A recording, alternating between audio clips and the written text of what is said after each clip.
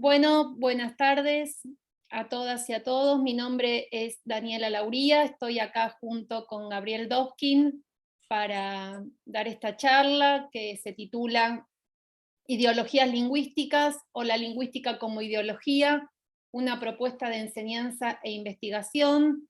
Gabriel y yo somos profesores regulares de la Universidad Pedagógica Nacional. Somos los dos profesores que estamos a cargo en este momento del área de lingüística, que ahora les vamos a presentar. Gabriel tiene una extensa trayectoria en el área de sociolingüística.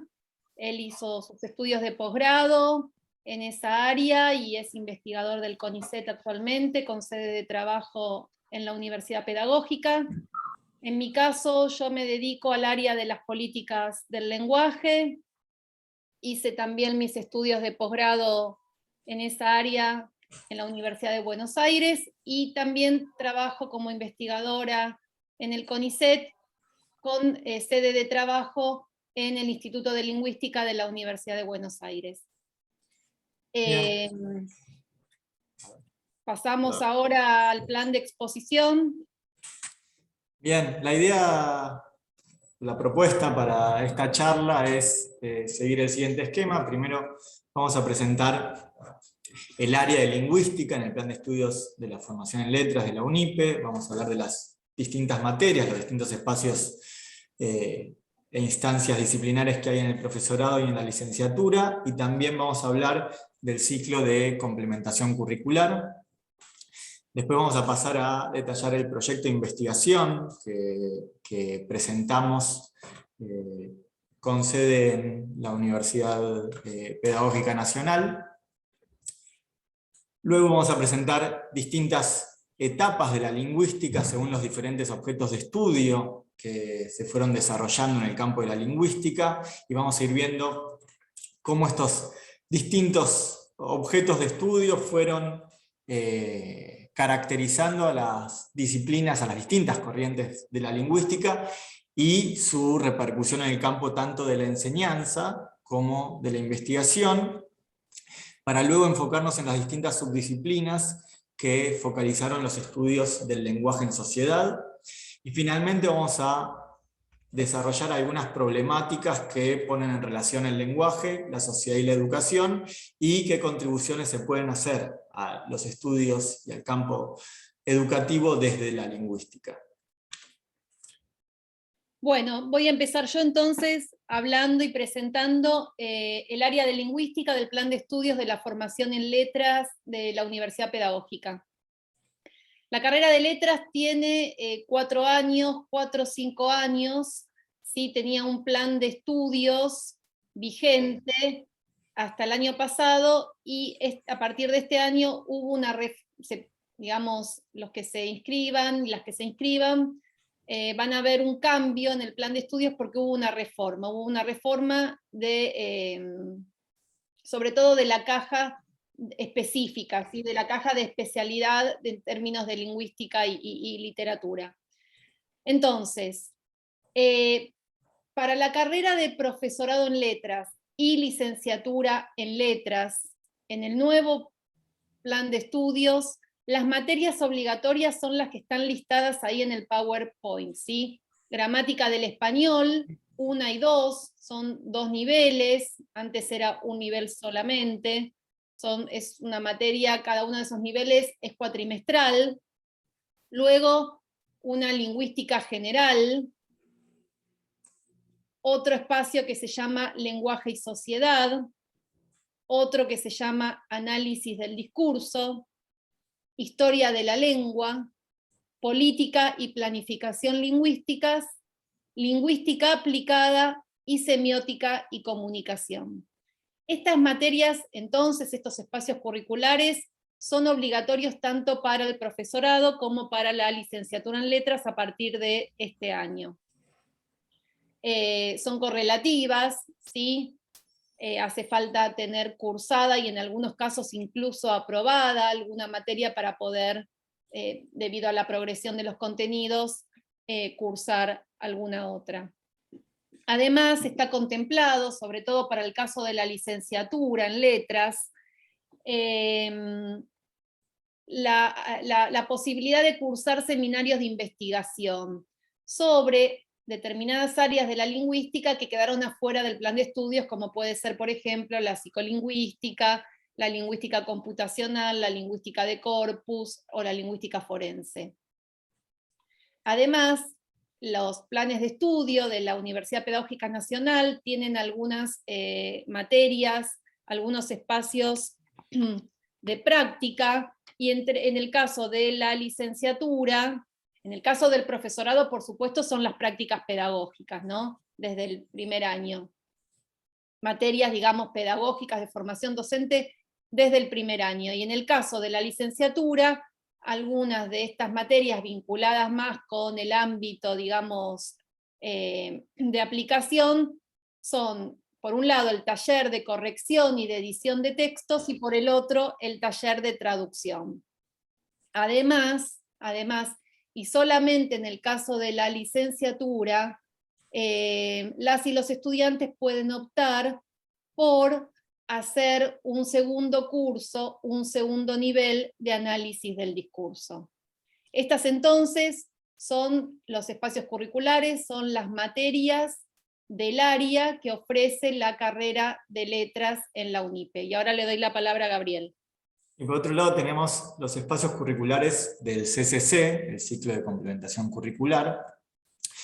Estrictamente estamos hablando de las materias del área de lingüística. Estos espacios curriculares están destinados a aquellos docentes que tienen ya el título de profesor y quieren optar por la licenciatura. Ahí tenemos 3 espacios: la materia política y planificación lingüísticas, la materia lenguaje y sociedad y la materia diversidad lingüística y transmisión cultural. La primera de estas materias, política y planificación lingüística, se da durante el primer cuatrimestre, lenguaje y sociedad y diversidad lingüística y transmisión cultural se da durante el segundo cuatrimestre. Como decía, el CCC tiene tanto la modalidad presencial como la modalidad a distancia. La modalidad presencial se realiza en la sede de la UNIPE de Pilar, y la modalidad a distancia tiene un carácter federal, por eso tenemos ahí estudiantes de diferentes partes del país. En principio tuvimos la experiencia, creo que la primera experiencia en el dictado de estos espacios el año pasado. Este año vamos a repetir con estos 3 espacios. Diversidad lingüística y transmisión cultural se va a dar por primera vez en el segundo cuatrimestre.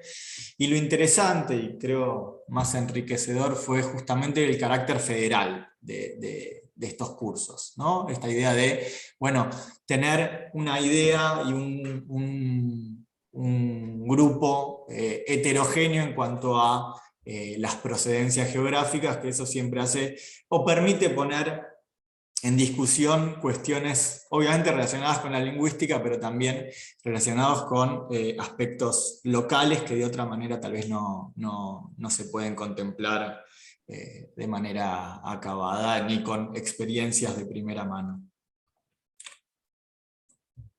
Bien.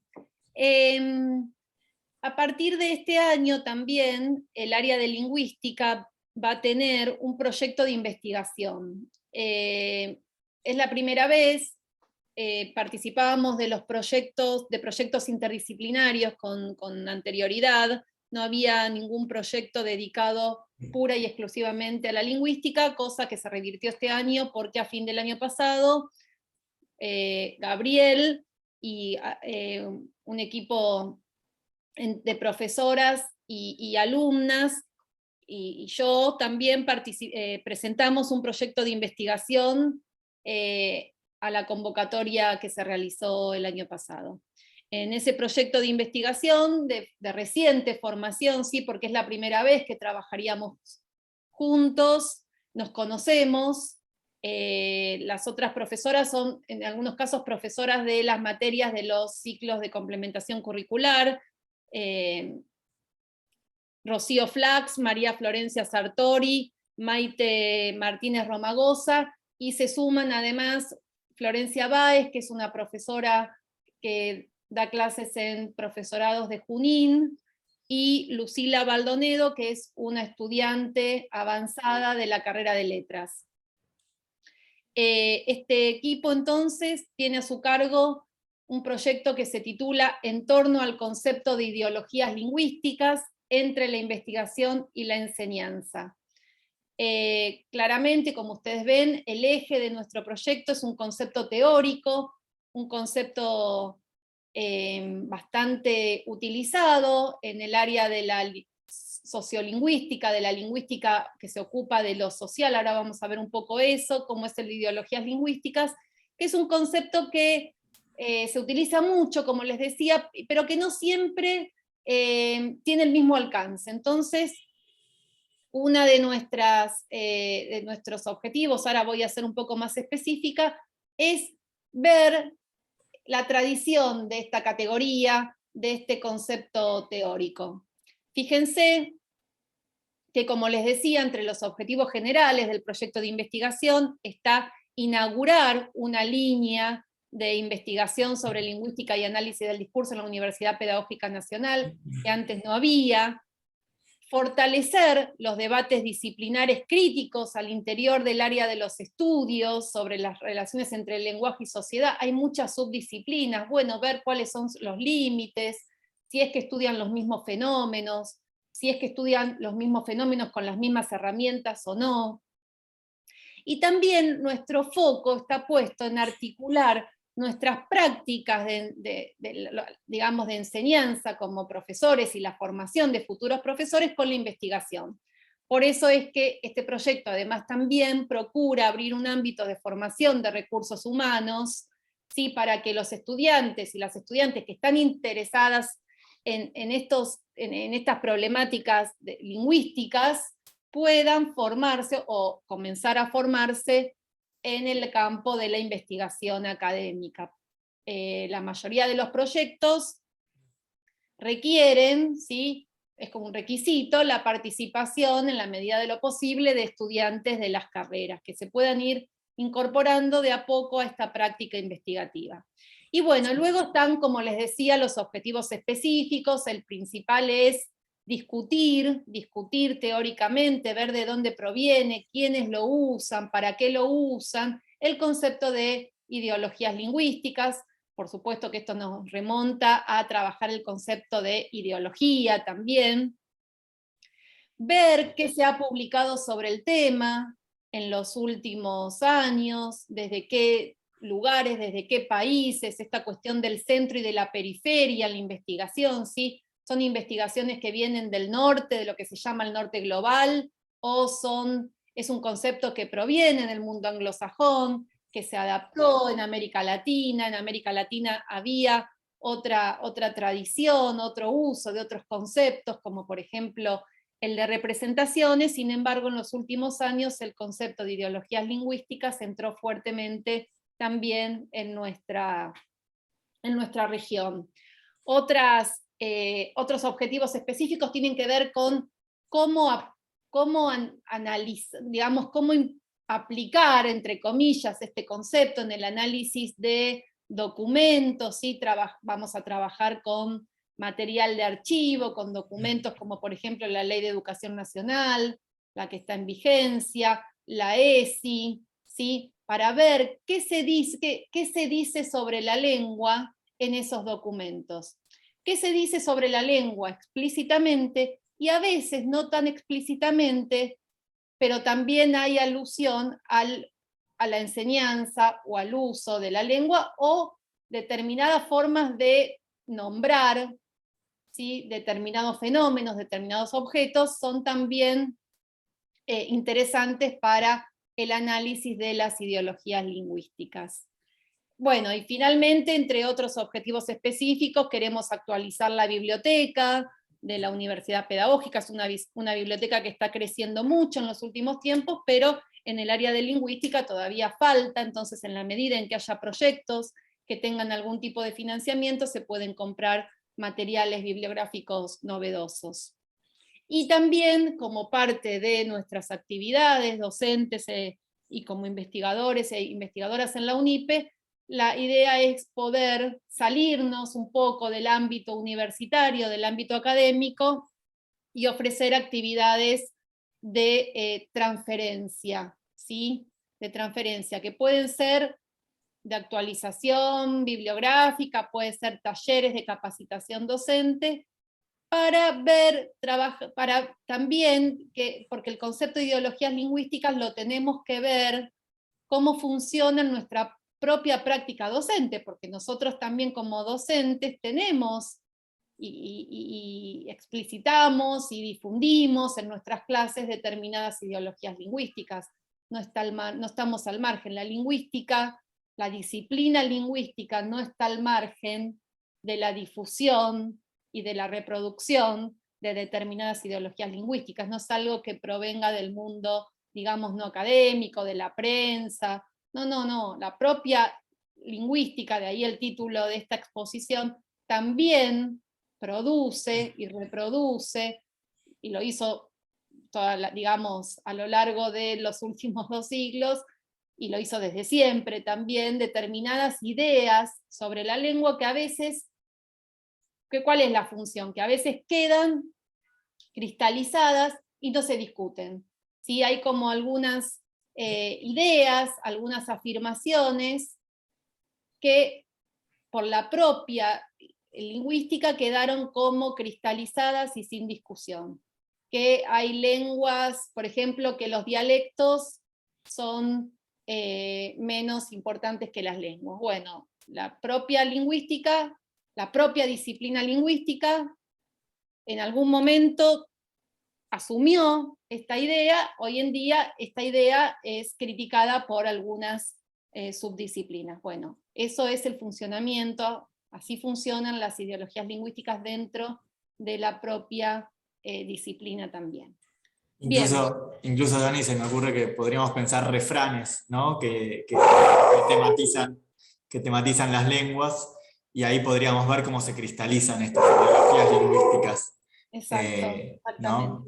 Pienso en ideas, hablando se entiende la gente, o no sé, el que calla otorga, o cosas por el Exacto, como si... Bien. Sigo con la próxima diapositiva. Sí. Si me deja el PowerPoint. Bien, entonces, decíamos, Daniel acá presentaba recién nuestro proyecto de investigación y ver qué ideologías lingüísticas, qué representaciones sobre la lengua están operando tanto en el campo de la lingüística como también en nuestras prácticas educativas, y podríamos hacer una historización de la lingüística en función de los objetos de estudio que se fueron definiendo dentro del campo de la lingüística, y podríamos dividir 2 etapas. Una primera etapa, ¿no?, caracterizada por aquellas corrientes, sobre todo hegemónicas, como fueron el estructuralismo inaugurado por Saussure, o el generativismo inaugurado por Chomsky, en los que vemos en el primer caso, en el caso de Saussure, a la lengua como un código, es decir, la lengua aparece como un objeto autónomo, con sus propias reglas.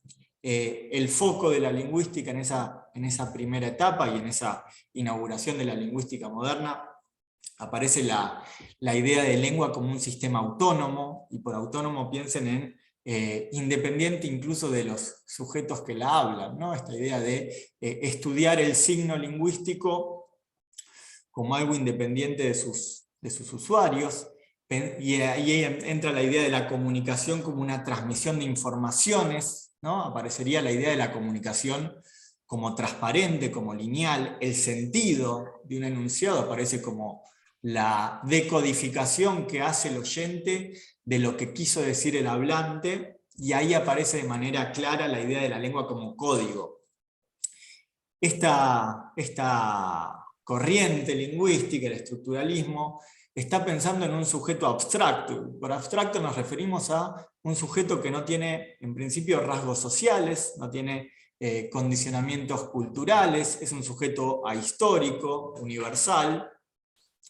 Hay un recorte que hace Saussure del objeto de estudio, al separar la lengua del habla, en la que deja de lado todo lo que tiene que ver con lo social, todo lo que tiene que ver con los hablantes, con el contexto. Es un recorte, como se realiza en cualquier disciplina o en cualquier ciencia que está definiendo su objeto de estudio, pero ese recorte no fue ingenuo ni tampoco fue libre de consecuencias. Ahora vamos a ver algunas de esas consecuencias.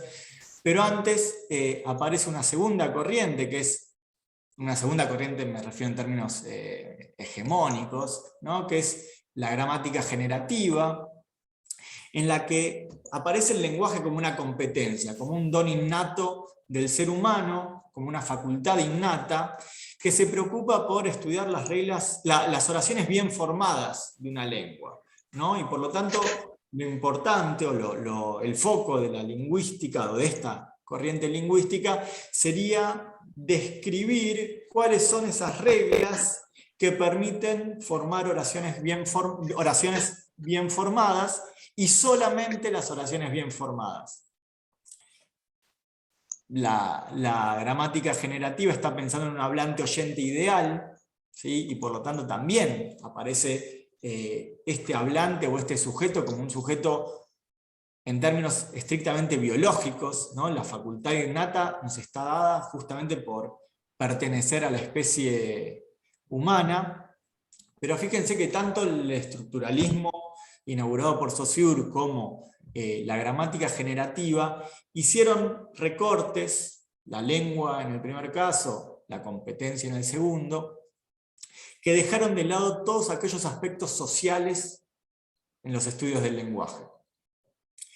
Por eso es que en una segunda etapa sí aparece el uso lingüístico como objeto de estudio, aparece el uso lingüístico en términos de prácticas sociales, ¿no? Y si pensamos a los usos lingüísticos como prácticas sociales, inevitablemente tenemos que incorporar a los sujetos hablantes con sus condiciones históricas, culturales, y por lo tanto se vuelve necesario estudiar el lenguaje en uso en su contexto social, ¿sí? En su contexto natural de uso.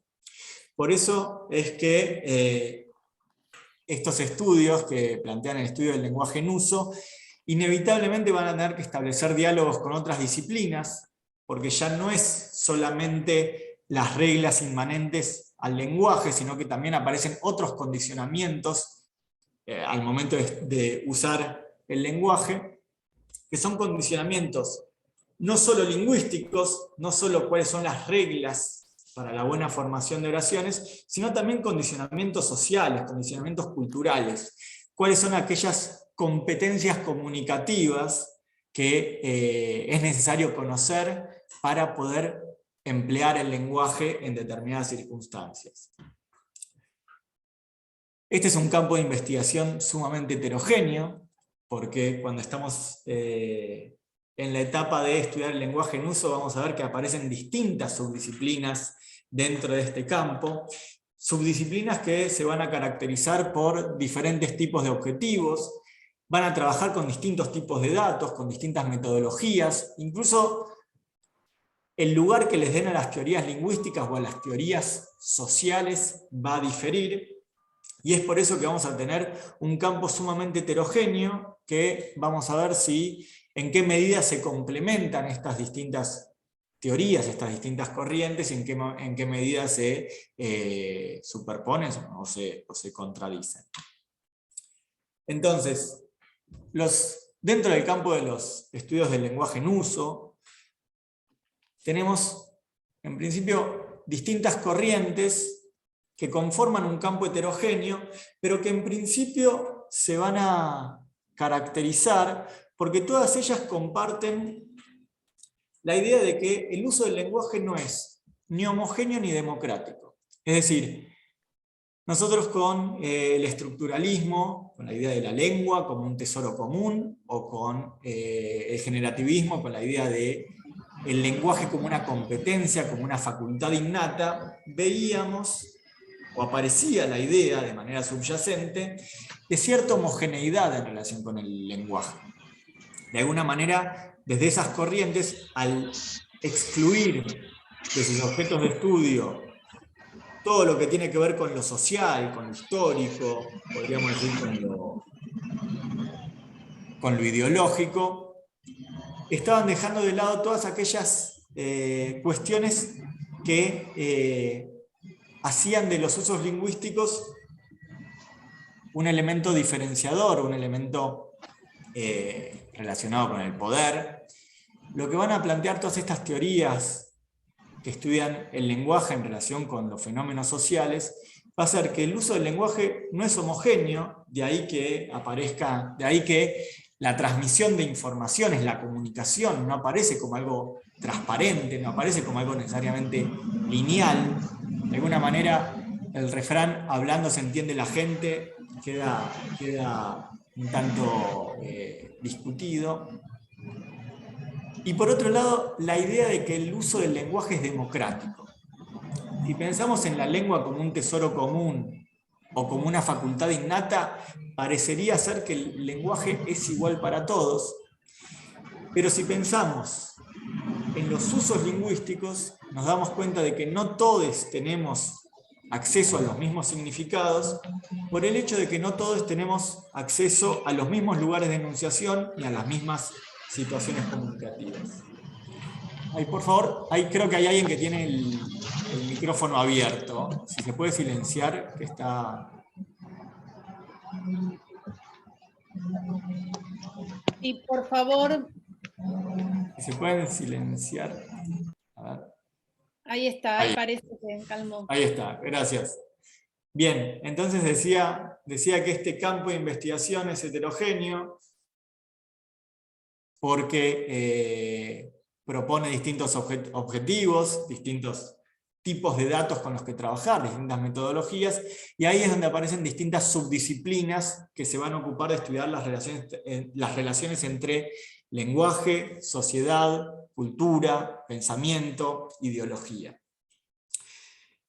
Ahí tenemos, en el PowerPoint aparecen algunas de estas corrientes, no son todas, mencionamos solo algunas, creemos que son las principales: la historia de la lengua, políticas lingüísticas, la sociolingüística o sociología del lenguaje, la etnografía del habla, la pragmática, el análisis del discurso. Son todas corrientes que de alguna manera problematizan estas relaciones. Bueno, voy a seguir yo, voy a hablar un poquito de algunas de estas subdisciplinas, que además algunas son espacios curriculares dentro de la formación en letras, por ejemplo, historia de la lengua, ¿no? Historia de la lengua, uno puede abordar la historia de la lengua desde diferentes enfoques. Tradicionalmente se estudiaba la historia de la lengua a partir de cómo el latín dio origen a las lenguas romances y el castellano es una de esas lenguas romances, y a partir del siglo XV el castellano o español, ya ahí tenemos un problema, llega a América, y después América, ¿qué pasa con las distintas variedades del español o del castellano en las distintas regiones de América? Entonces se estudiaba el cambio lingüístico a partir de leyes, de reglas, ¿sí?, de transformación. Hoy en día, la historia de la lengua, eso se llamaba históricamente la historia interna de la lengua, ¿sí? Y quedaba como en un segundo plano, como en un trasfondo, cuestiones históricas y políticas, como por ejemplo invasiones, la invasión árabe a la península ibérica, o lo que pasó con la conquista y las lenguas indígenas. Como que estaba disociado la historia de la lengua, la historia, digamos, la gramática, la historia de la gramática y del léxico, con algunas cuestiones con algunas cuestiones políticas e históricas que funcionaban solo como contexto. Hoy en día, el enfoque que, por lo menos nosotros en la UNIPE le vamos a dar a la historia de la lengua, no divide entre historia interna e historia externa de la lengua, sino que es una historia de la lengua en la que se tienen en cuenta tanto elementos internos del sistema de la lengua, como, y prioritariamente elementos externos, ¿sí? Elementos externos no es ni más ni menos que la historia, que la política, que cuestiones económicas, cuestiones de migración, cuestiones tecnológicas hoy en día. Todos esos factores hacen que la lengua cambie, ¿sí? La lengua no cambia sola, digamos, entre comillas, ¿sí? La lengua cambia porque los hablantes somos agentes que intervenimos sobre la lengua a partir de determinadas posiciones con determinados intereses. En el caso de las políticas lingüísticas, vamos a estudiar, hay una materia específica de políticas y planificación lingüística, también un poco el recorrido que hizo esta área, ¿no? En un primer momento, las políticas, solo los estados nacionales, ¿sí? Los gobiernos a cargo de los estados eran los que podían promover determinadas políticas e implementar, ¿sí? La planificación es la implementación, la ejecución de determinadas políticas, de determinadas decisiones sobre la lengua, como por ejemplo, ¿qué lenguas extranjeras se enseñan en la escuela? ¿Sí? Si en la escuela se enseña inglés, o en la escuela se enseña francés, o en la escuela se enseña italiano, en el caso de la Argentina, o si hay lenguas cooficiales en un país. Ustedes saben que la Argentina, paradójicamente, no tiene ninguna lengua oficial, porque en la Constitución nada se dice sobre la lengua oficial, pero hay lenguas cooficiales, porque en Corrientes el guaraní es una lengua cooficial. Si es cooficial, tiene que haber una lengua oficial, pero no la hay. Bueno, todas estas cuestiones se ven en materias como políticas lingüísticas, donde, si bien en un principio eran los estados, las organizaciones internacionales, quienes podían intervenir y tomar decisiones, y sobre todo implementarlas, últimamente se estudian casos de políticas lingüísticas promovidas y ejecutadas no solo por el Estado, sino también por distintos colectivos, distintos grupos militantes, distintas organizaciones sociales. ¿Qué dice la Iglesia, las escuelas, las asociaciones de profesores, los periodistas, los escritores? Hay distintas organizaciones, distintos sectores de la sociedad civil que también ¿sí? llevan adelante políticas del lenguaje. Y bien, otras materias, otras disciplinas ya institucionalizadas, como por ejemplo la sociolingüística, la sociología del lenguaje. Nosotros preferimos denominar lenguaje y sociedad para un poco borrar los límites que a veces se tornan bastante difusos en estas disciplinas que están muy institucionalizadas. Trabajan, como les digo, básicamente la relación entre el lenguaje y la sociedad, ¿sí? Entre los hablantes y el ámbito en el que esos hablantes participan, conviven, coexisten, y hay diferencias. Históricamente la sociolingüística ha estudiado cómo algunas variables sociales, como por ejemplo el género, la edad, el lugar de residencia, el nivel sociocultural, socioeducativo, influye en la variación lingüística, en las diferencias lingüísticas. No es lo mismo decir ay que decir aiga, ¿sí? ¿A qué se debe esa variación? Y eso se ha tratado de explicar correlativamente a partir de la interpretación de variables sociales predeterminadas, y que eso además explica el cambio lingüístico, porque la variación es lo que permite explicar que la lengua cambie. Y por otro lado, más institucionalizada, una materia o una disciplina, mejor dicho, como la sociología del lenguaje, estudia cuestiones más macro, más grandes, ¿sí? Como por ejemplo, está muy cerca de las políticas lingüísticas, cuestiones vinculadas con la función que las distintas lenguas tienen en una sociedad. Fíjense, sociolingüística ¿sí? El núcleo está puesto en la lingüística, en la lengua, mientras que en el otro sintagma, sociología del lenguaje, el núcleo está puesto en cuestiones más sociales. ¿Sí? Pero son como las dos caras, depende de dónde se lo mire. En ese caso, en el caso de la sociología del lenguaje, por ejemplo, al analizar las distintas funciones que tienen las lenguas en una sociedad, porque sabemos que ninguna sociedad es monolingüe ni monoglósica, con lo cual siempre conviven y coexisten y compiten distintas lenguas, y las lenguas nunca tienen la misma función, las lenguas nunca tienen el mismo valor, y además, dentro de la misma lengua, y esto nos interesa particularmente en el caso de la Argentina y del caso de América Latina, como lo vamos a ver un poquito más adelante, distintas variedades de la misma lengua, ya sea al interior de un país o entre países, tampoco tienen el mismo valor, ¿sí? Hoy no es igual tener un español rioplatense que por ahí tener un español de otra región de la Argentina.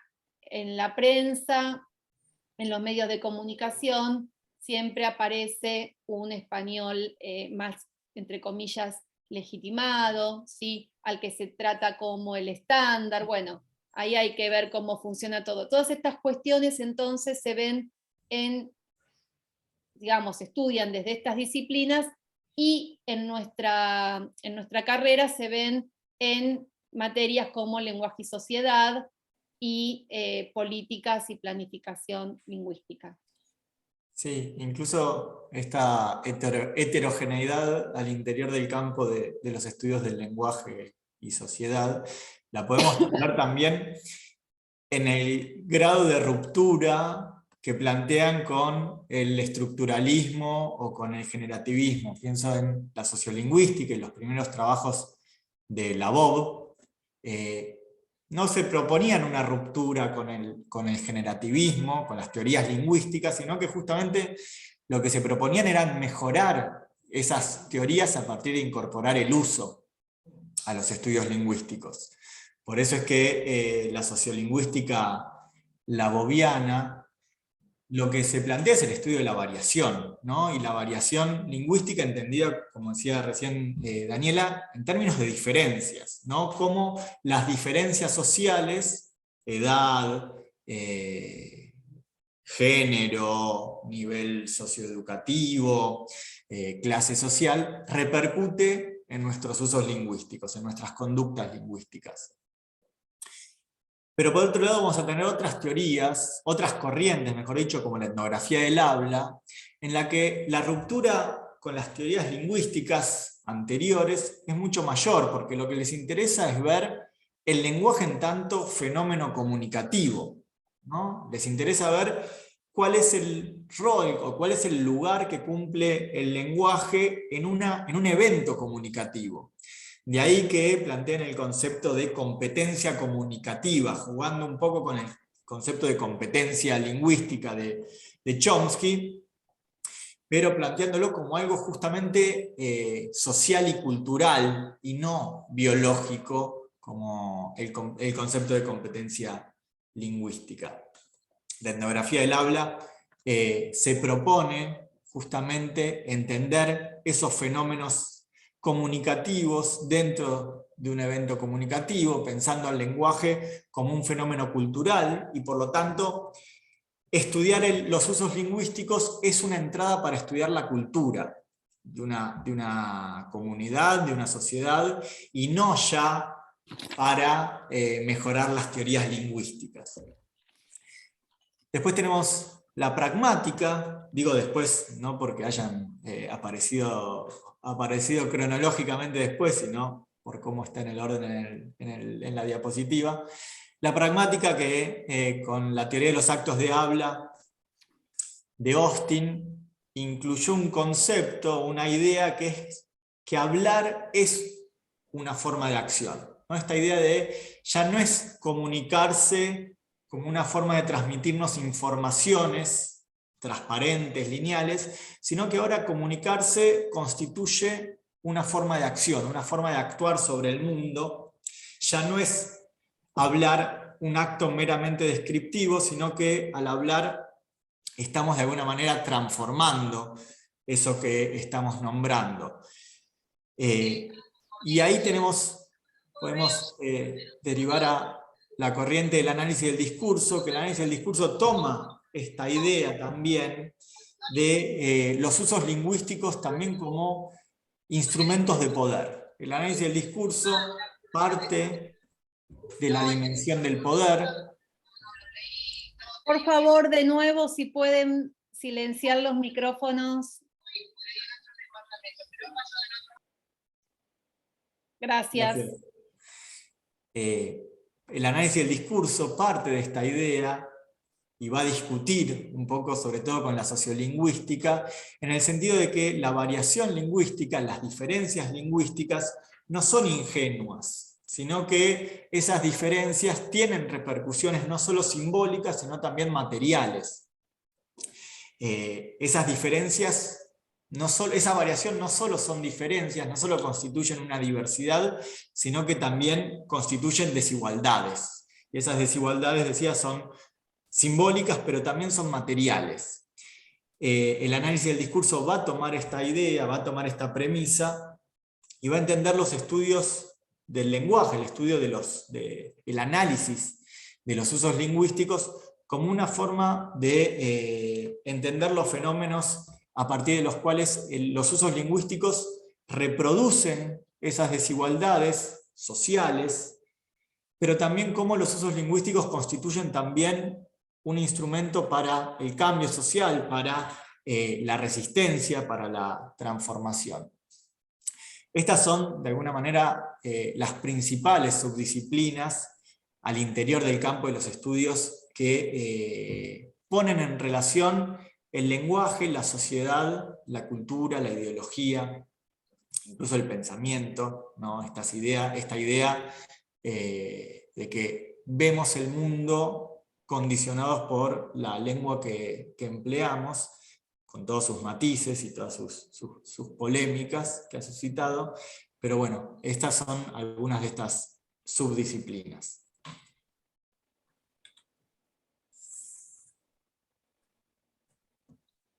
Bueno, y para ir cerrando entonces la presentación, algunos problemas, algunas problemáticas, algunos fenómenos que forman parte de la agenda lingüística, de la agenda socialmente relevante desde el punto de vista lingüístico en la actualidad, tanto en nuestro país como, bueno, nosotros ponemos la mirada en nuestro país y en nuestra región, ¿no?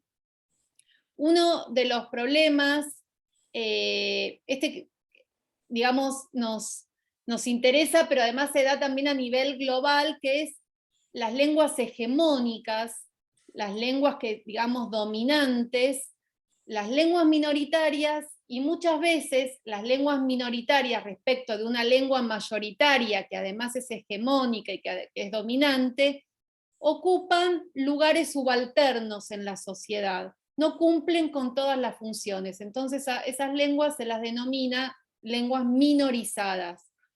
No solamente son minoritarias en número de hablantes, sino que además son minorizadas. E incluso muchas veces pueden no ser minoritarias, pero estar minorizadas por cuestiones de poder, cuestiones políticas, cuestiones económicas. El caso del catalán en España es un ejemplo de este tipo, y el caso del guaraní en Paraguay.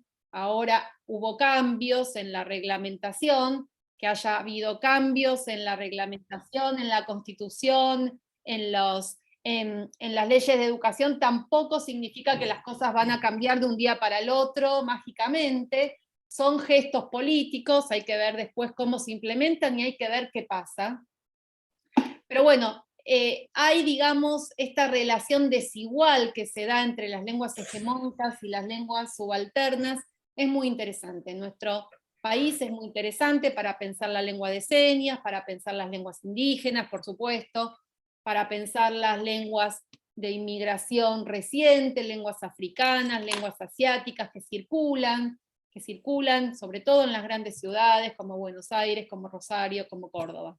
Y que además, por supuesto, están en nuestras aulas, ¿sí? Y hay que saber enfrentarse, y primero hay que ser sensible con eso, y después también hay que ver qué se hace en esos casos. alguna problemática vinculada con esta relación desigual es, por ejemplo, el caso del inglés, ¿no? El inglés es la lengua global, la lengua franca, todas esas ideologías lingüísticas, volviendo a este concepto que de alguna manera atraviesa toda nuestra presentación, como que el inglés es la lengua que te va a dar la llave para la felicidad, el trabajo, el bienestar. Bueno, eso se da naturalmente, es natural que el inglés, pues, es una cuestión política, que tiene una explicación histórica. Después de la Segunda Guerra Mundial, Estados Unidos se convirtió en una potencia, la historia de Gran Bretaña, y eso hace que el inglés sea considerado una lengua franca, una lengua a la que todos tenemos que, digamos, casi que si, o sea, es una lengua fetiche, como dice uno de nuestros profesores, que con solo saberla uno parece que ya va a conseguir trabajo. Cuando se piensa en escuelas bilingües, se piensa en escuelas español-inglés necesariamente. Bueno, la reforma de los 90, que sacó otras lenguas extranjeras del sistema educativo, como el francés, como el italiano. Todo el tema de qué pasa con el portugués durante el Mercosur, durante el auge del Mercosur hace unos años. Digo el auge porque el Mercosur funcionaba, ahora sabemos que está bastante silenciado, porque bueno, no hay sintonía política entre los gobiernos de los países que forman parte del Mercosur. El portugués de nuevo quedó como un poco periférico, sin embargo tuvo un momento donde la necesidad de conocer, de aprender el portugués era importante. Otras problemáticas tienen que ver con, y de nuevo, con estas lenguas minorizadas, con cuestiones vinculadas con la efectiva implementación de educación intercultural bilingüe en algunas regiones de nuestro país, donde las lenguas indígenas o lenguas de inmigración son mayoritarias, e incluso en algunas escuelas de la ciudad y de la provincia de Buenos Aires, donde asisten estudiantes cuya lengua materna no es el español, ¿sí? Son variedades híbridas entre español y lenguas indígenas, o directamente la lengua indígena. Otro tema importante, también vinculado con la educación, es el tema de las variedades lingüísticas en la escuela.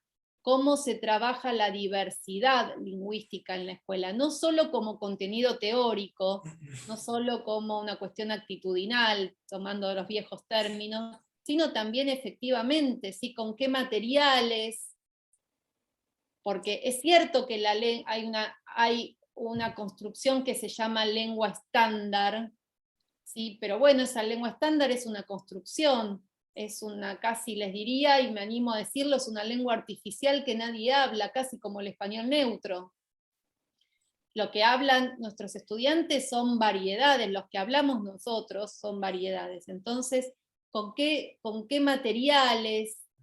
¿Cómo trabajar la cuestión de la norma como contenido teórico?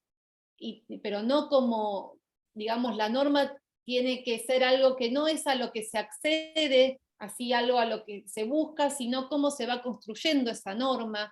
También desmistificar un poco quiénes representan ese bien hablar, ese hablar correcto, esa norma, ¿no? Ahí ocupa, bueno, un lugar muy interesante para analizar, y para analizar críticamente, como es la Real Academia Española, ¿sí? Los instrumentos lingüísticos, las gramáticas y los diccionarios que elabora la Real Academia Española, los manuales escolares, ver con qué muestras de lengua circulan en los manuales escolares, en los textos con los que nuestros estudiantes, en la literatura también, ¿sí? Porque tampoco hay que deslindar la lengua de la literatura. Sí, y ahí, Dani, podemos recuperar algo que decías antes, que nosotros como docentes también ponemos en circulación determinadas ideologías lingüísticas cuando corregimos, cuando sustituimos una palabra por otra, ¿no? Cuando señalamos un determinado registro, una determinada construcción sintáctica, y ahí también estamos ante esos dilemas, ¿no? Como docentes. Digo, abriendo pie para el debate final para el espacio de preguntas y de intercambios, pero estas cuestiones de, bueno, ¿qué hacemos como docentes ante la diversidad lingüística en el aula, ¿no? Sí, cómo la trabajamos y cómo la trabajamos, pero no como contenido teórico solamente, eso es lo importante. Bueno, otro problema tiene que ver con, en este momento y post pandemia, y la pandemia lo potenció mucho, que tiene que ver con la regulación de la discursividad. ¿Qué significa esto? Estamos todo el tiempo aprendiendo reglas de cómo hablar, cómo escribir, cómo leer. Sí, hay muchos manuales que nos enseñan determinados cómo tenemos que escribir un Twitter, o escribir un paper, o escribir una monografía. Hay como una, digamos, homogeneización de las prácticas de escritura y de lectura, que hay que ver, hay que analizarlas, porque necesariamente no, digamos, no buscan, no buscan, digamos, una estandarización nada más, sino que hay cuestiones económicas que están por detrás de esas prácticas que tienden a igualar, ¿sí? También hay algunos movimientos como el del lenguaje claro o de la lectura fácil. Sí, que hay que ver por qué se están dando estos movimientos en este momento, qué buscan, el tema de los traductores, de las traducciones automáticas. Bueno, cuando hablamos del lenguaje, no solo hablamos de una lengua, sino también de modos de hablar, de modos de escribir, de modos de leer, de modos de utilizar nuestra lengua, ¿sí? En determinados contextos. Y le doy la palabra a Gabriel. Sí, y ahí digo, en relación con la regulación de la discursividad, esta regulación también en muchos casos tiende al control de la discursividad, ¿no? ¿Qué significados, qué tipo de enunciados, qué tipo de mensajes están habilitados para circular y cuáles quedan excluidos o cuáles quedan estigmatizados? Y ahí tenemos también esta idea de la distribución desigual de los significados que hablábamos antes, que tiene que ver con esta correlación que hay entre el capital lingüístico, cuáles son las formas bien valoradas en el mercado, ¿no? Cuáles son las formas legitimadas, las formas estándar, las formas oficiales, las formas que en principio aparecen en la alta cultura, entre muchas comillas, por favor, que son las que suelen ser bien recibidas en la escuela, y por lo tanto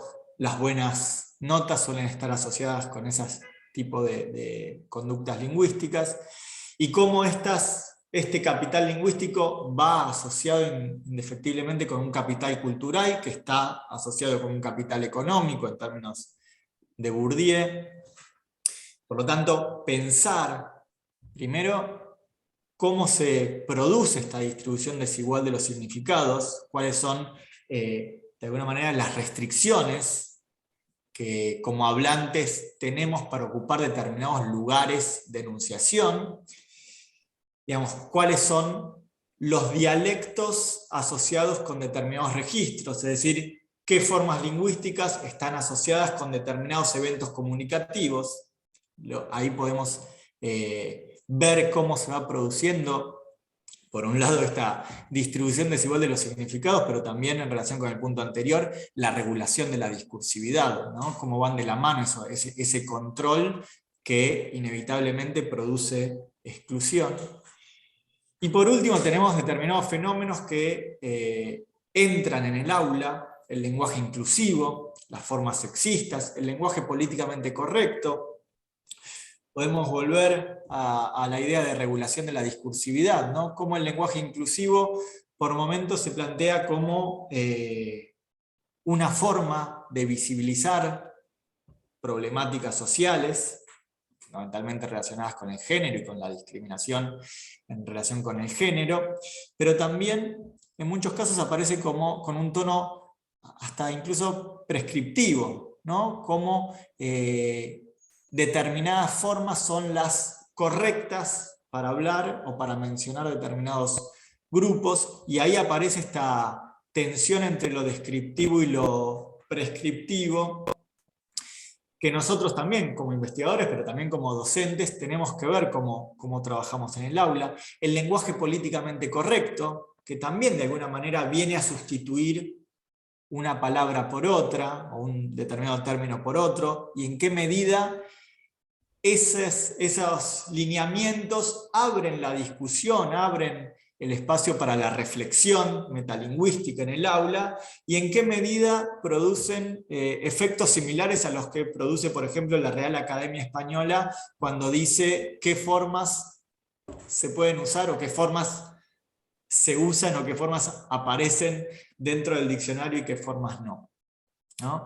Creo que son fenómenos interesantes para trabajar en el aula, seguro que para investigar, porque nos permiten ver también desde nuestro rol como docentes y desde nuestras interacciones con los estudiantes, cómo estos usos lingüísticos van regulando y controlando y distribuyendo estos recursos, estos repertorios sociolingüísticos.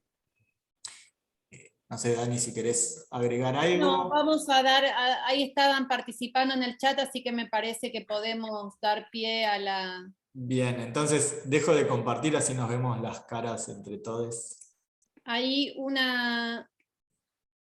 Gabriela decía que ahora también hay un auge del lenguaje claro. Sí, sí, muy interesante toda esa movida, ese movimiento del lenguaje claro,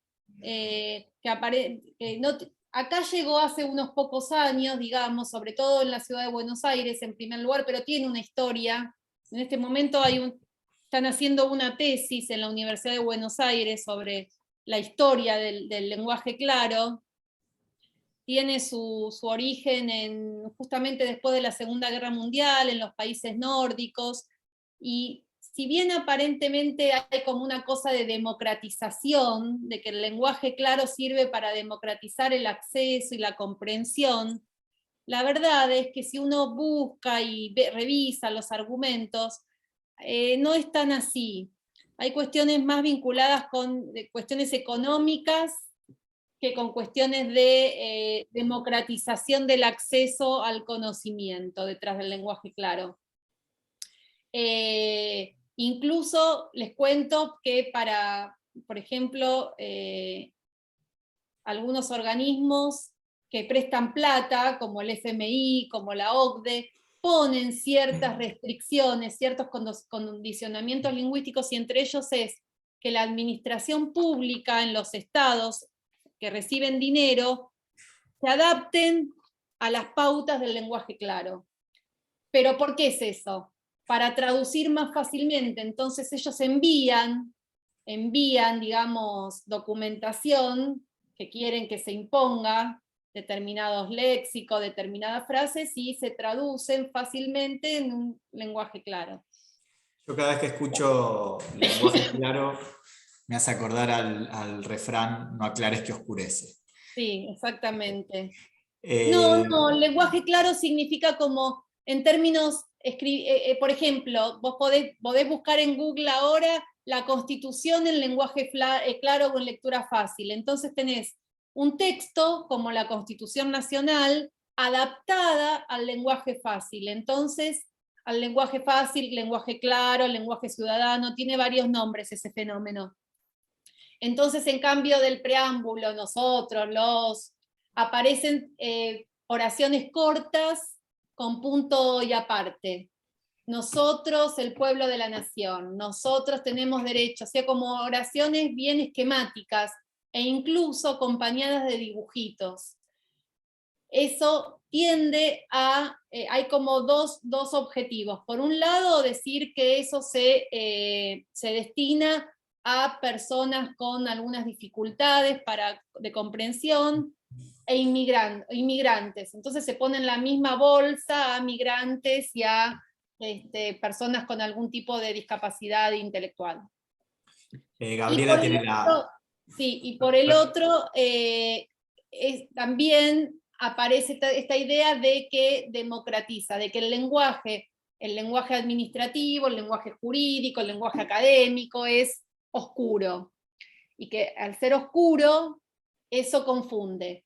Pero el problema es que a veces sí, claro que el lenguaje es oscuro y confunde, pero una cosa es la claridad expositiva que debe tener quien escribe, que ya sea un abogado debe tener claridad, y otra cosa es un lenguaje claro que viene como predeterminado, como un prearmado, y hay que adaptarse a eso. Son como cosas distintas. Es un fenómeno que está teniendo mucha vigencia en la actualidad, sobre todo en el ámbito jurídico, en el ámbito administrativo. Hay que revisar. Son fenómenos que se van dando, porque el lenguaje, la lengua, nunca está al margen de lo que pasa. O sea, no podemos pensar que la lengua, y con las nuevas tecnologías, se van todo el tiempo modificando las prácticas lingüísticas. Entonces hay que prestar atención a lo que está sucediendo en el mundo para ver cómo eso afecta, repercute en el ámbito del lenguaje, porque el lenguaje no está al margen de lo que sucede. Pensar eso es remontarnos a el estructuralismo, al generativismo, como decía Gabriel, ¿sí? A esas disciplinas que fueron hegemónicas al comienzo del siglo XX. Hoy en día, por suerte, vamos a decir tanto Gabriel como yo, porque nos dedicamos al uso del lenguaje, ese predominio de esas disciplinas se revirtió un poco. Si bien en algunos lugares todavía tienen cierta predominancia, la verdad es que hoy en día podemos decir y hacernos cargo, más interesante ver el uso de la lengua y los hablantes, porque en el fondo lo que nos interesa son los hablantes, no la lengua. La lengua es, qué sé yo, lo que es la lengua. Lo que importa es los hablantes que hablan determinadas lenguas que no queden al margen, que no sean discriminados, o sea, que tengan los mismos igualdad de posibilidades de acceso. Lo que nos importa son los hablantes, no la lengua en sí. La lengua es un constructo teórico que bueno, hay gente que le interesa la gramática también, pero a nosotros nos interesan los hablantes que hacen uso de la lengua. ¿Sí? Gabriela tiene la mano levantada hace rato. Bien. Hola, ¿qué tal? Sí, yo hablaba del lenguaje claro porque soy correctora, además de ser profesora de letras, y bueno, continuamente están llegando ofertas de cursos, siempre de la misma gente que se dedica muy fuertemente a la normativa. Y bueno, en el mundo de la corrección de traducciones, por ejemplo, el lenguaje claro tiene una consecuencia contante y sonante, ¿no? En la posibilidad de poner un texto en una traducción automática, por ejemplo. El lenguaje claro facilita ese proceso, se ahorra el trabajo del traductor y se le paga lo mismo a un corrector. Entonces, detrás del lenguaje claro también hay, claro, intereses de mercado que son importantes, y que bueno, y que tienen también que ver con un fenómeno lingüístico que existió siempre y que creo que esto no hace más que probarlo una vez más, ¿no? Que hay un mercado de lenguas y gente que vio en el lenguaje un negocio antes que uno, por supuesto. Sí, pero además, sí, siempre fue así, y además se tiende, hay investigaciones que muestran que en esas traducciones automáticas lo que se tiende es a oraciones cortas, sujeto, verbo, objeto, además que de algún modo se están adaptando al inglés, de nuevo el inglés como la lengua que marca el ritmo del lenguaje claro, ¿no? Sí, por ejemplo, nosotros una vez, cuando yo era más joven, nos pidieron que adaptáramos un texto y una de las reglas era no ubicar clíticos en cualquier parte. Claro. Había un lugar fijo para ubicarlos, porque si no la máquina no podía establecer la referencia. Entonces había que facilitarle a la máquina el trabajo, ¿no? Qué interesante. Bueno, de hecho una Google, cosa buena de ser viejo es que ya uno puede rechazar esos trabajos. claro. Bueno, Google está todo el tiempo ofreciendo trabajo a los lingüistas. Digo, también hay las nuevas tecnologías, todo lo que es la inteligencia artificial necesita. Que me avise, que vaya abajo. A ver, por favor, el micrófono. Necesita de lingüistas, ¿no? Que de algún modo, porque digo, hay que almacenar esas máquinas, hay que mandarle contenido a esas máquinas. Eso se hace a partir de de la inteligencia artificial hoy, pero el insumo es la ley, el lenguaje. Bien, no sé si alguien más quiere preguntar, hacer alguna observación, comentario. María Sormani. Sí, bueno, buenas tardes. La verdad que es sumamente interesante lo que estamos discutiendo. Sinceramente no sabía lo del lenguaje claro, me parece tremendo.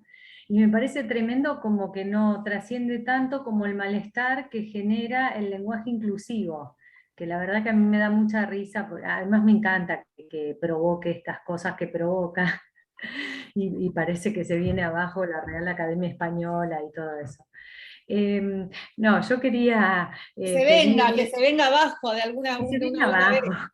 Si no se cae el patriarcado, por lo menos que se caiga la Real Que se Academia caiga la Española. Real Academia Española, ya es algo. Exactamente.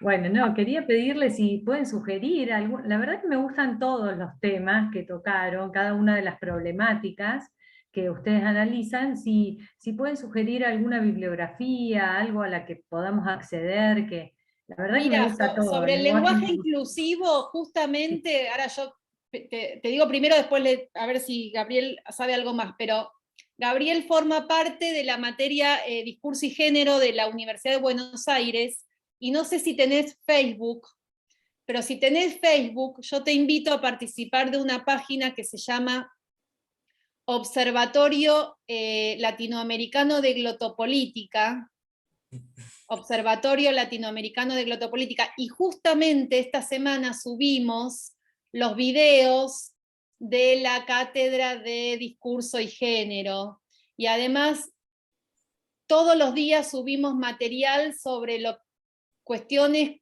vinculadas con la lengua, la sociedad y la política. De hecho, hoy subimos unos cuantos textos vinculados con que Ucrania, hoy que estamos en guerra en este mundo tan cruel, Ucrania había sacado el ruso como la lengua principal de las escuelas, digo, para ver que la lengua también es política, o sea, que no está al margen de cuestiones más macro. Y que obviamente desde Stalin en adelante, lo que era la Unión Soviética y después lo que no fue más la Unión Soviética, digamos, el ruso era la lengua principal en toda esa área de influencia, incluyendo por supuesto Ucrania. Cuando Ucrania quiso cambiar con una ley de educación esa situación, entre otras cosas, está pasando esto. Por supuesto que hay otras cosas también, pero digo, la lengua no está al margen de esas cuestiones. Va de la mano. Ahora anoto la página. No sé si Gabriel querés decir algo más. No, digo, hay muchísima bibliografía, tenemos mucha bibliografía, de hecho, incluso hasta te podemos compartir la bibliografía de las materias que damos. Digo, ahora vamos, este cuatrimestre en la UNIPE, vamos a dar con Daniela la materia Lenguaje y Sociedad, la vamos a dar juntes. Después en los ciclos de complementación curricular están las materias políticas lingüísticas, que la va a dar Florencia Sartori y Rocío Flax. Digo, no, si te podemos compartir la bibliografía de esos distintos espacios. A mí siempre me gusta empezar por los clásicos, no sé, ahí el texto de Bourdieu, ¿qué significa hablar? Para mí es... y eso que no es lingüista, es, creo yo, muy revelador. Acá están nombrando a Carolina Tosi con el libro de Esi. Bueno, Caro, digo Caro porque es amiga, además, somos compañeros. Bueno, Gabriel también trabaja con ella. Claro, ese libro que lo escribió con Valeria Sardi, trabaja el tema, hace como un recorrido histórico muy interesante. Sí, esa es una buena recomendación. Sobre el lenguaje inclusivo, ahí hago bombo personal, tengo un trabajo escrito que todavía no está publicado, pero es próximo a salir, que es con Gabriela Zunino, que ella es del área de psicolingüística y trabajamos el tema del lenguaje inclusivo tanto desde una perspectiva psicolingüística, como también desde una perspectiva sociolingüística y desde el análisis del discurso, justamente haciendo como una especie de recorrido, a ver, bueno, ¿qué problematiza el uso del lenguaje inclusivo? ¿Qué qué ideas sobre la lengua, qué ideas sobre los sujetos, por qué pone tantas cosas en tensión, ¿no? ¿Qué sensibilidades, creo que vos decías antes, María, me encanta provocar con el lenguaje inclusivo, o algo así creo que dijiste, qué sensibilidades, ¿no? Toca, qué fibras toca el uso del lenguaje inclusivo, y ahí también tenemos un claro ejemplo de que el lenguaje es mucho más, ¿no? Que simple transmisión de informaciones, sino que aparecen también cuestiones ligadas a la identidad, cuestiones ligadas a, bueno, al poder, ¿no? También. Esto de, bueno, qué se visibiliza, qué se silencia. Y yo me pongo como abogada del diablo y también digo que tampoco hay que prescribir el lenguaje inclusivo, ¿no? Porque si no nos ponemos también como en lo que criticamos, ¿no? Cada uno, digamos, que puede haber formas alternantes y que, digo, en la medida de lo posible, justamente pueden convivir, pero bueno, sin desconocer que también hay subjetividades que se sienten que quedaban discriminadas a partir de ciertas formas gramaticales y léxicas, pero ahí está la cuestión de la prescripción, ¿no? Del control, porque si esto también se hace obligatorio, entramos en una situación que criticamos para otros problemas. Perdón, Obvio, sí. otro trabajo que me parece también fundacional en cuanto a las relaciones entre lenguaje y educación son los trabajos de Bernstein, que tampoco es lingüista, pero que problematiza justamente cómo los rendimientos escolares en Inglaterra en la década del 50 están de alguna manera condicionados por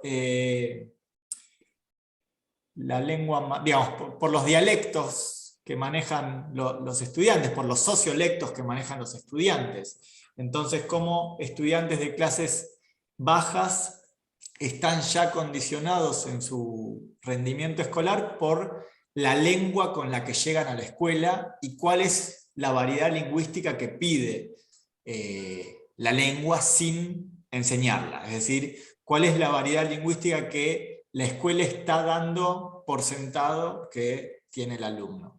Ese trabajo se llama Códigos Amplios y Códigos Restringidos, y creo que es fundacional en este aspecto, y sobre todo me parece que es fundacional por la variedad de interpretaciones, por la variedad de lecturas que recibió ese trabajo. Se lo criticó por todos lados ese trabajo, por derecha, por izquierda, así que creo que esos son los trabajos que de alguna manera abren, ¿no? la discusión. Eso está todo digitalizado, María, así que... Bárbaro, les agradezco muchísimo, la verdad que interesantísimo todo lo que plantean. Yo, por ejemplo, suelo decir todos y todas, y entonces me dicen, vos sos kirchnerista, que lo soy realmente, pero me lo dicen, y a veces, digamos, no tengo un control así como Martín Coban sobre el lenguaje, como para seguir con el todes, por ejemplo, o sea, lo utilizo como provocación, pero después vuelvo al todos y todas, porque no puedo seguir con la E, pero bueno, pero lo aclaro y bueno, y está todo bien. Y pero son me parece posiciones, que... lo tomás, es una posición política, o sea, haces un uso del lenguaje político. Está Sí, bien, tal cual, es lo tal que... cual. Bueno, les Bien, agradezco, la verdad que no, de muy buenas nada. sugerencias. ¿Alguna otra pregunta, observación, comentario sobre algún otro tema que podamos acá compartir? Ahí Brenda levanta manualmente la mano. Muy bien, no la veo yo a Brenda. Se puede. Yo entré tarde 15 minutos y lamentablemente por mi conexión, porque acá en el sur de Argentina nos cuesta bastante más, estamos un poco más todavía aislados. Les quería preguntar si ustedes lo plantearon como es todo lo que yo escuché que expusieron sobre las corrientes de la lingüística o diferentes aspectos que se pueden estudiar, como un proyecto de investigación, como un planteo de una investigación que están por hacer, que hicieron No, fue una charla, digamos, fue una exposición que si bien nos dedicamos a presentar nuestro proyecto de investigación que tiene que ver con el concepto de ideologías lingüísticas, después también hablamos sobre los espacios curriculares de la materia las materias, digamos, los espacios curriculares de las carreras de letras, perdón, del profesorado y la licenciatura, y hacia el final problemas actuales vinculados con la relación lenguaje y sociedad. Algunos los tomamos en el proyecto de investigación, en este o en otros que tenemos, pero son como distintos temas, ¿eh? No es que en el proyecto de investigación vamos a estudiar todo esto, no por ahora. Son solo Pero dos sí un años. montón. y el concepto de ideologías Todo. lingüísticas permite, es un concepto que sí opera, digamos, en todos estos fenómenos. Es un concepto muy amplio, muy productivo, por eso lo tomamos para trabajarlo teóricamente y después verlo en funcionamiento, en los análisis. Es un concepto que está dando muchas vueltas ahora, digo vueltas porque aparece mucho en la bibliografía. Yo pensaba toda la estructuración del área lingüística de nuestra carrera en Comodoro, en la Universidad de la Sí. Patagonia, que hace poco la reelaboramos y fue una lucha importantísima, la cuestión de repartirnos el espacio con la literatura, con el campo del área literaria que tenía un área mayoritaria, o sea, eran como 15 materias contra 6 de lingüística, que además eran 3 latín y griego, o sea, el paradigma explotó de repente y se habían ampliado muchísimo los campos de la lingüística y encima uno se pone a estudiar y todo parecía importante y queríamos que estuviera, y bueno, está toda esta cuestión en el medio de la formación de recursos, de la ideología, es decir, de esta cuestión de posicionamientos dentro del campo de la lingüística, no, la psicolingüística no, y la sociolingüística sí, y de aquella no, porque esta es más importante. Los mismos lingüistas discutiendo esas cosas y dejando una afuera y una adentro, digo, a veces juega no tanto Sí, ampliar el conocimiento. Sí, es una disciplina, a ver, como disciplina, no se puede hablar de la lingüística. Claro. La profesora Elvira Arnú habla de las ciencias del lenguaje, ¿no? Porque viene en plural, o sea, las ciencias del lenguaje. Exacto, exacto. Por eso también nosotros preferimos hablar de lenguaje y sociedad y no de sociolingüística, o no de sociología no casarnos con, ¿no? con un nombre ya como muy cristalizado, porque eso también te limita un poco. De hecho voy a retomar a Papá Labov, que dice: sociolingüística es un término redundante, porque no puede haber lenguaje sin sociedad, ¿no? Sin sujetos. Entonces, ya el propio término, la propia clasificación sociolingüística, de alguna manera estaría relegando los estudios del lenguaje en uso, los estudios del lenguaje en sociedad, a otra disciplina, ¿no? Que no sería la lingüística. De hecho, bueno, los lingüistas somos muy apasionados y discutimos mucho. Estoy seguro que dentro de la lingüística hay muchas personas que considerarían que el análisis del discurso, por ejemplo, no forma parte de la lingüística. Bueno, es una discusión que estoy dispuesto a dar en muchos congresos, en muchas jornadas. Pero bueno, eso, digamos. No quiero hablar ni de subdisciplinas más importantes que otras, simplemente preferencias. Y creo que, digo, en la Universidad Pedagógica estamos formando investigadores y docentes en el área de letras, digamos, y nosotros como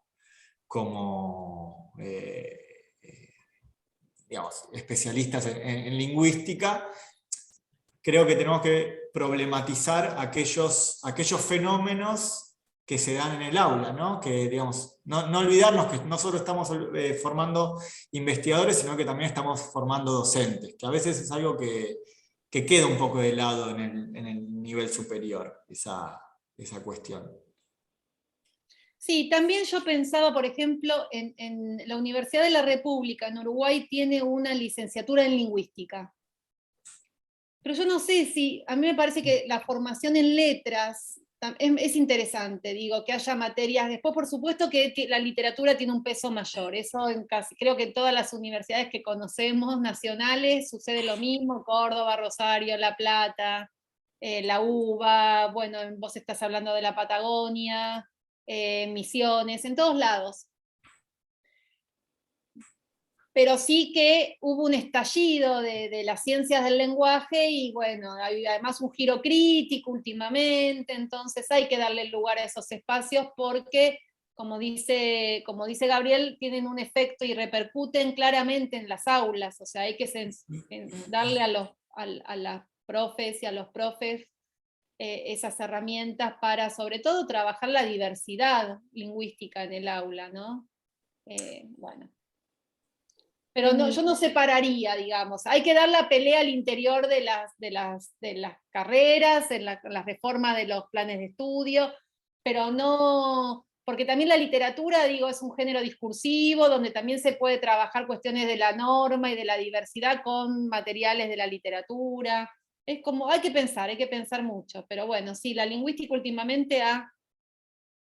y además a veces está tan cerca, las subdisciplinas están tan lejos entre sí y tan cerca de otras disciplinas, porque muchas veces nosotros estamos más cerca de los sociólogos y de los antropólogos que de los neurólogos. Sin embargo, una persona que se dedica a la psicolingüística está más cerca de la psicología, de la lingüística, de la neurología, de la psicología, que alguien que se dedica a las lenguas. O sea, hay como ahí en realidad lo que se viene son investigaciones interdisciplinarias, ¿no? En muchos casos. Y es re interesante.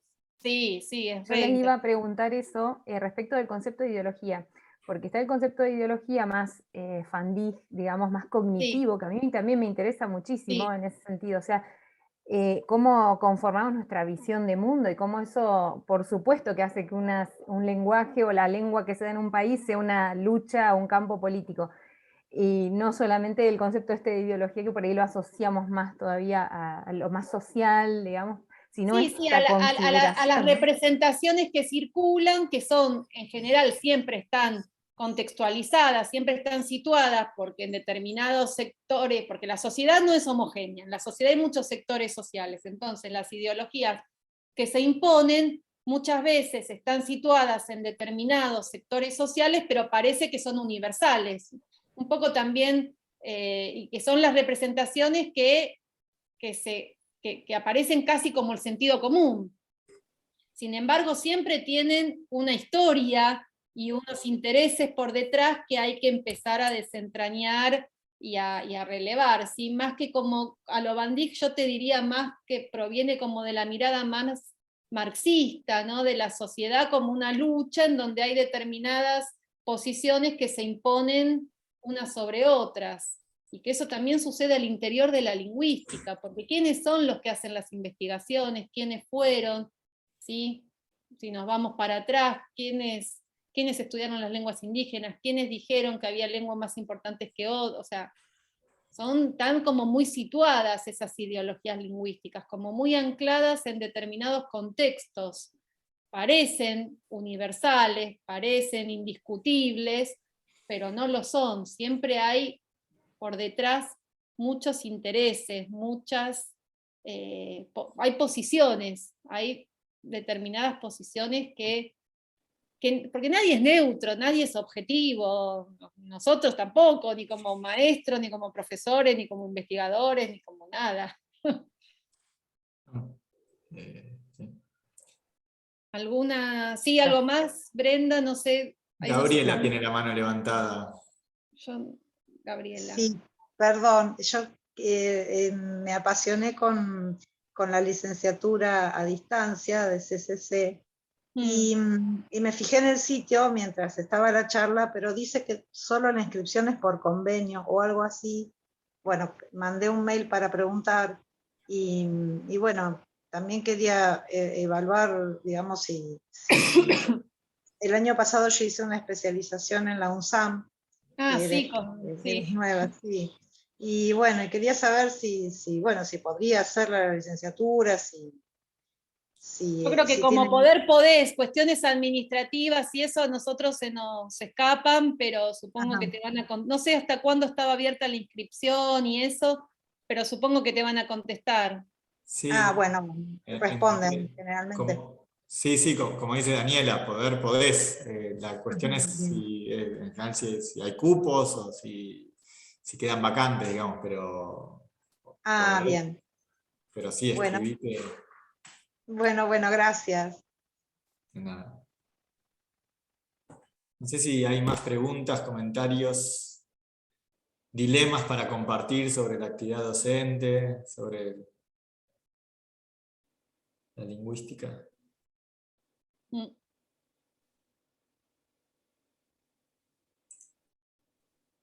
No veo ninguna mano levantada. Bueno, por ahí ya algunos se están retirando. Bueno, si no hay más preguntas, observaciones, comentarios, damos por... Nos deja mucho para leer y para investigar. Sí. Damos por terminada entonces la exposición, si nadie... Perdón, dejo acá, si quieren, el mail nuestro, el de Daniela y el mío, El de la UNIPE, sí. para consultas bibliográficas, porque mucha de la bibliografía la tenemos digitalizada.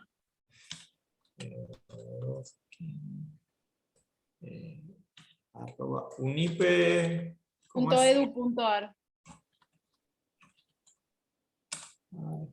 Yo, sin mayúscula, sin mayúscula. ¿Escribís el tuyo, Dani? Sí, escribo el mío. Esperen que se me abrió otra pantalla acá. Acá escribo.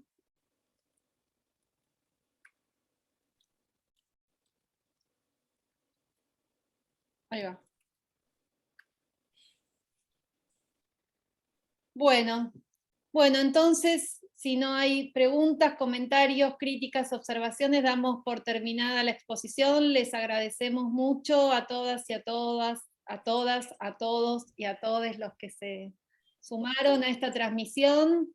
Esperemos que haya sido de su interés y bueno, y por ahí nos vemos en la UNIPE. Bueno, Bueno, muchas gracias. Hasta luego. Adiós. Buenas Gracias. tardes. Chao.